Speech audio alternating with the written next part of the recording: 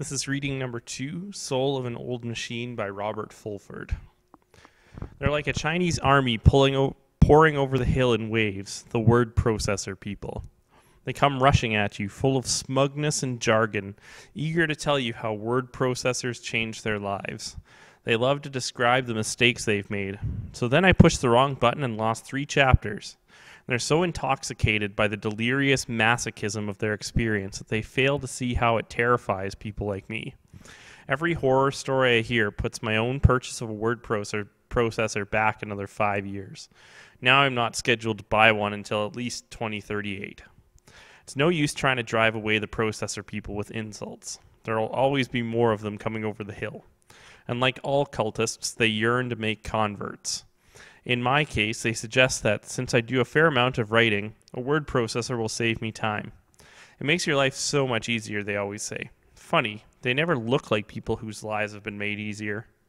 They especially love to point out that with a word processor, you can take a paragraph from here and move it to there, simply. When I reply that, as it happens, I am already quite capable of taking a paragraph from here and moving it to there. You just cut the paper with the edge of a ruler and stick it together again with Scotch tape. They look at me with pity in their eyes. What they don't understand is that my 40-year-old relationship with the typewriter has emotional overtones I can't easily ignore. For one thing, mine is a manual. I've never got used to working regularly with an electric. I like the clatter. It reminds me of the newsrooms of my youth. And I like the idea of my machine operating entirely on the power of my hands. It seems intimate and natural. It provides me with a pleasant sense of living in the mechanical age, when many people actually understood the machines that surrounded them. And there is a certain pleasure in being independent of everything outside your office, including the power grid. A few years ago, an electricity failure hit the company where I worked, and my typewriter was the only one still operating. 2 people in the office, desperate to get letters out by the end of the day, came in to borrow my machine. They had to beg me. But these considerations are secondary. The more important truth is that my affection for my typewriter is based on an emotion that's embarrassing to acknowledge: gratitude. Those who have sometimes endured unrequited passion will recall the grateful warmth they later felt when finally someone accepted their love and returned it. In my case, I'm grateful to my typewriter because it's the only machine that never resisted my advances. When I was 15 years old, I already knew that I couldn't repair a bicycle, build a model airplane, or figure out what went on under the hood of a car. But a typewriter turned out to be a different matter. In grade 10, my typing teacher liked to say, "Respect your typewriter and it will respect you." He thought that anyone who ripped a sheet of paper out of the typewriter without loosening the carriage was, well, a vicious person, possibly headed for the penitentiary. Those were more serious times. It was 1948 at Malvern College Institute in the East End of Toronto. Above the teacher's head hung a photograph of King George VI, typing on his own portable, an inspiration to us all. We learned on typewriters with blank keys so that we wouldn't be tempted to peek. We were continuing, though we didn't know it, a grand tradition founded, more or less spontaneously, by a Salt Lake City court reporter named Frank McGurran. In the late 1870s, working with one of the first Remingtons, McGurran somehow got the inspired idea of memorizing the keyboard and began giving public demonstrations of his ability to type, literally blindfolded. All by himself, he invented touch typing, something the inventors of the machine had never imagined. Along the way, against the conventional wisdom of his time, he proved that it was better to use 10 fingers than 4. Like McGurran, we students learned the QWERTY keyboard, named for the first letters on the second row. Unlike McGurran, we knew QWERTY was a truly wretched system. As our teacher said, almost any other arrangement, including most of those that would result from throwing the letters across the room at random, would produce more efficiency and less fatigue. QWERTY was devised by an American mathematics teacher of limited imagination who, through a mishap of history, was the brother-in-law of one of the inventors of the Remington. The math teacher responded to the inventor's request that he devise a keyboard that would prevent jamming, and did so. Alas, his system also called for the maximum output of human energy. Hundreds of attempts to revise it have failed, mainly because no one can think of a way to persuade all the typists in the world to submit to retraining.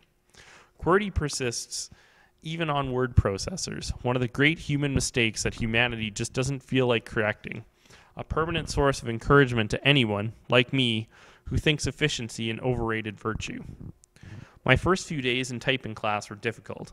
My fingers seldom respond readily to instructions, and I lack patience.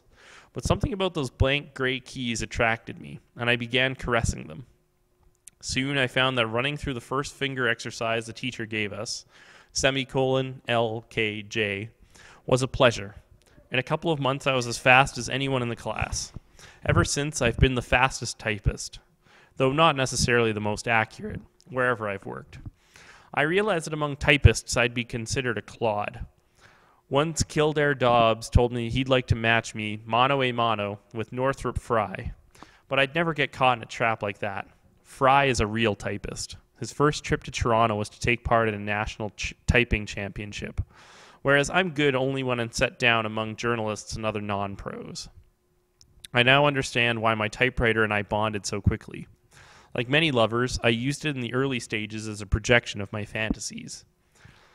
At age 15, I had ideas about being a war correspondent, so in our free practice periods in typing class, I'd compose dispatches from abroad.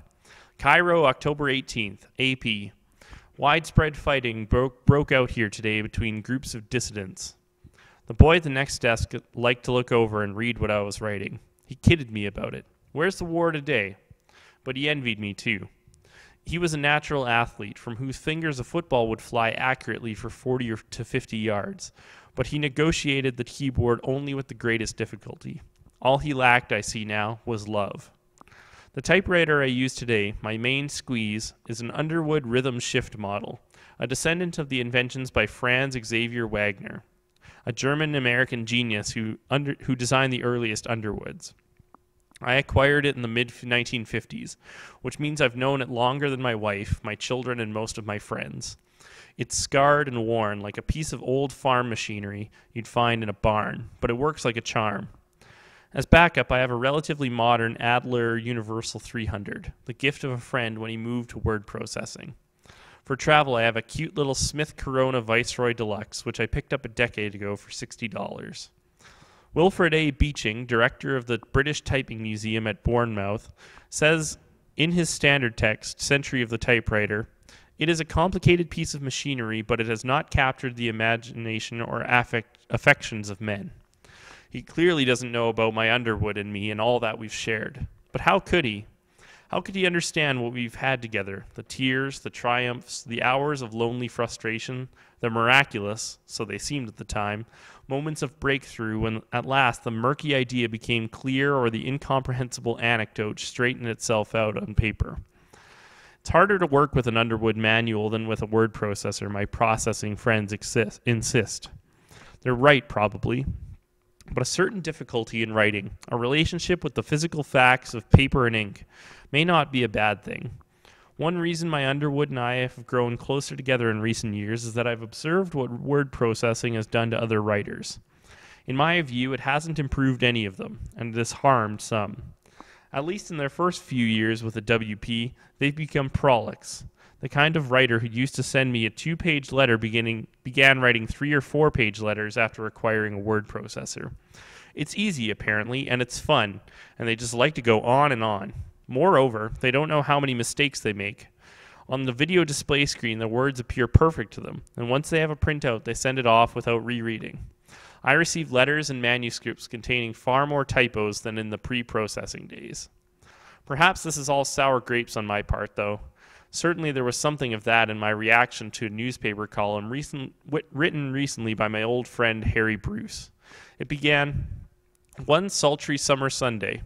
Lightning zapped my beloved Chedabucto Bay, shot into my office, sabotaged my computer, barred me from my own files, stole 2 pieces of half-written work, and left me with a heartburn of panic."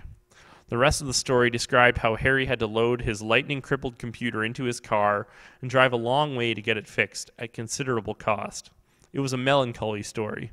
Why, then, did I laugh so much when reading it? The word processing propaganda never stops, of course. It flows into my office in magazines, sales brochures, in the letters of friends. Sometimes I sense that it makes my Underwood insecure. After all, even the oldest and best established relationships can come unstuck. But not this one. Don't listen to them, my sweet. We'll never be parted. Reading number 3 is an essay on soul of an old machine. How often do we hear someone say, "I love my new computer"? I just read an essay by a writer who loves his old typewriter, and it's a manual. The essay is The Soul of an Old Machine by a Canadian, Robert Fulford. Mr. Fulford doesn't even like word processors.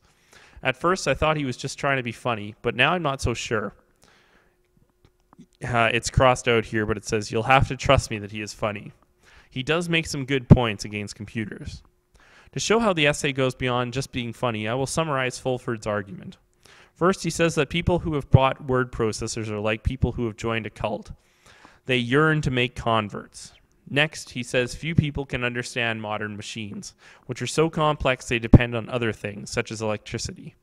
Finally, he says that the word processor is impersonal. His old typewriter was something he became good at using, so he felt gratitude toward it. The old machine has advantages he doesn't want to give up. As much as I like computers, some of what Fulford says does make sense.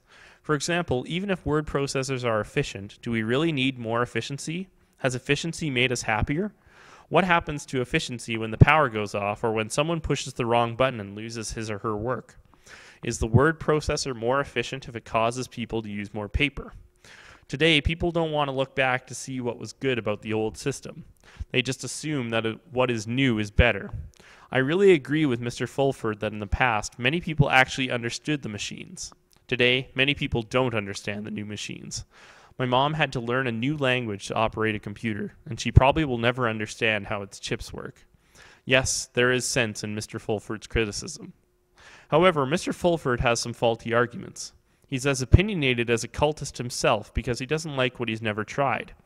He's like a child who knows he doesn't like spinach, but has never tried it. Maybe when Fulford buys a word processor, he'll like it. Also, people thought a typewriter was complicated when it was invented, but now they don't. Maybe in a while, computers won't seem so complicated. Anyway, is simple always better? Hand washing dishes is simple, but I prefer a dishwasher. Fulford says he became emotionally attached to his typewriter, but people who own computers can become attached to them too. Fulford was wrong about some points. Was Fulford more wrong than right? That's a tough question. We should congratulate Mr. Fulford for making us take a closer look at the benefits to be found in the past, as symbolized by his typewriter. Some people who value the past enjoy using old machines, such as the crank-style ice cream maker. In my experience, some traditional activities are personal, like visiting the farm to pick out my Christmas tree and visiting my favorite aunt at the same time. But I think each era has to find its own special things. I say, bring on the machines.